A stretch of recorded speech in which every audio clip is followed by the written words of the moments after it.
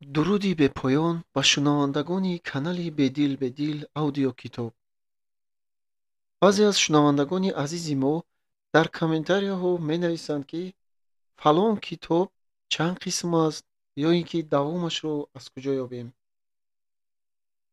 ман ба шумо пешниҳод менамоям, ки вақте ки канали мо ё ин ки саҳифаи моро кушодед, дар он ҷо менюи плейлистро интихоб карда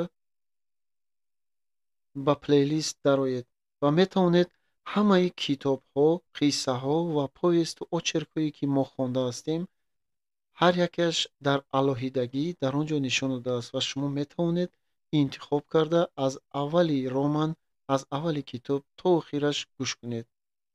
ба шумо фароғати адабӣ таманно дорем, шунавандагони азиз.